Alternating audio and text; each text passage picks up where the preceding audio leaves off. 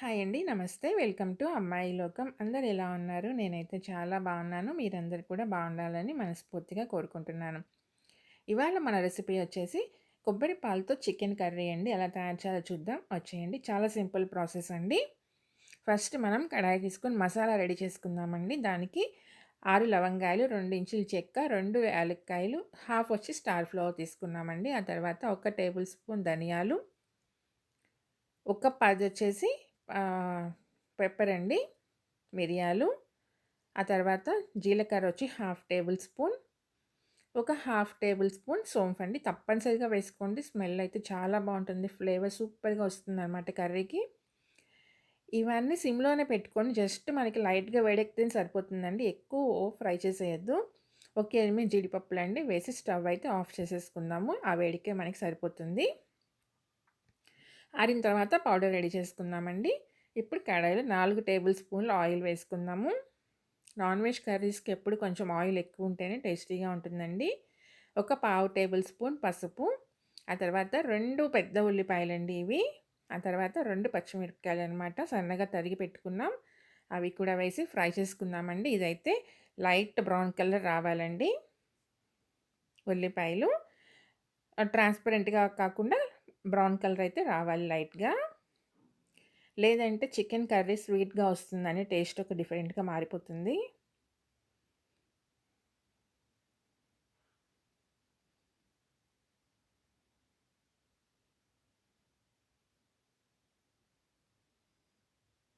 ఇక్కడ చూడండి మంచిగా బ్రౌన్ కలర్ వచ్చేసింది అనమాట. ఇప్పుడు చికెన్ వచ్చేసి కడిగి పెట్టుకున్నామండి. ఇదైతే 750 గ్రామ్స్ అండి చికెన్.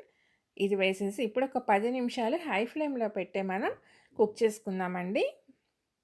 ఈ చికెన్లో ఉండే వాటర్, ఉల్లిపాయల్లో ఉండే వాటర్ అంతా మనకి మొత్తం బయటకు వచ్చి అంతా ఎగిరిపోవాలన్నమాట. ఉప్పు అయితే ముందుగా వేయొద్దండి. ఎప్పుడు కూడా నాన్ వెజ్ కర్రీస్కి మనం ఉప్పు ముందు వేసామంటే ఆ ఉప్పు వేసిన తర్వాత వచ్చే వాటర్లోనే అదంతా ఉడికినట్టుగా అయిపోయి రబ్బర్లాగా అయిపోతుంది అనమాట నాన్ వెజ్. అందుకని మనం ఉప్పు అయితే ముందు వేయొద్దండి. ఇప్పుడు ఒక టేబుల్ స్పూన్ వచ్చి అల్లం వెల్లుల్లి పేస్ట్ వేసుకున్నాము. ఇది ఎప్పుడు కూడా ఫ్రెష్గా రెడీ చేసుకొని వేసుకోండి. అప్పుడే టేస్ట్ చాలా బాగుంటుందండి నాన్ వెజ్ కర్రీస్కి. చూడండి ఎంత వాటర్ వచ్చింది కదా, ఇదంతా మంచిగా మనకి ఎగిరిపోవాలన్నమాట.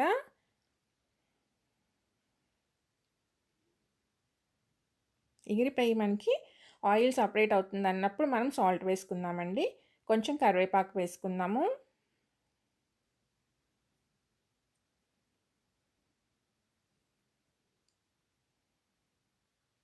చూడండి ఆల్మోస్ట్ అంతా ఎగిరిపోయిందండి వాటర్ అంతాను, తెలుస్తుంది కదా. ఇప్పుడు మనం ఉప్పు వేసుకుందాము. రుచి సరిపడినంత ఉప్పు వేసుకోండి.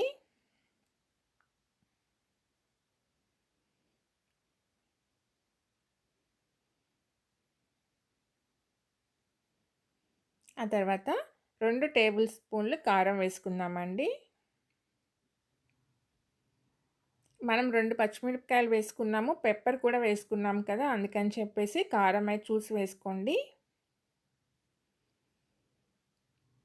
750 గ్రామ్స్ కాబట్టి నేను 2 టేబుల్ స్పూన్ వేసుకున్నానండి. మీకు ఎంత తీసుకుంటున్నారో దాన్ని బట్టి అన్నీ అడ్జస్ట్ చేసుకోండి. ఇప్పుడు ఇదంతా మంచిగా మనం మిక్స్ చేసుకున్నాక ఒక 2 మినిట్స్ వచ్చి అలానే కొంచెం కుక్ అవ్వనిద్దామండి. ఆ ఉప్పు కారం అంతా మనకి మంచిగా ముక్కలకి పడుతుందనమాట. చూడండి ఆయిల్ అంతా ఎలా వస్తుంది కదా పైకి. ఇప్పుడు మనం కొంచెం నీళ్ళు వేసుకుందామండి. మనకి ఎంత అయితే అవసరం ఉంటుందో ఉడకటానికి సరిపడా, ప్లస్ గ్రేవీకి ఎంత కావాలనుకుంటున్నారో దానికి తగినట్టుగా నీళ్లు పోసుకోండి. నేనైతే ఇక్కడ ఒక 350 ఎంఎల్ దాకా నీళ్ళైతే యాడ్ చేశానండి. అంతకంటే ఎక్కువ అవసరం లేదు. ఎందుకంటే మనం 10 మినిట్స్ ఆల్రెడీ హైలో పెట్టి ఫ్రై చేసుకున్నాం కాబట్టి తొందరగా ఉడికిపోతుందండి చికెన్ ఇప్పుడు మనకి. ఇక్కడ ఒక 5 మినిట్స్ ఉడికితే మనకి సరిపోతుందనమాట చికెను.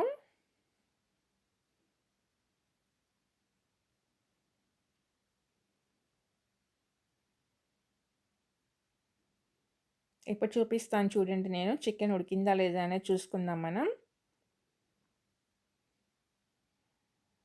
ఉడికిందండి మంచిగా చికెన్ అయితే. ఇప్పుడు మనం గ్రైండ్ చేసి పెట్టుకున్నాం కదా మసాలా పౌడర్, అది వేసేద్దామండి.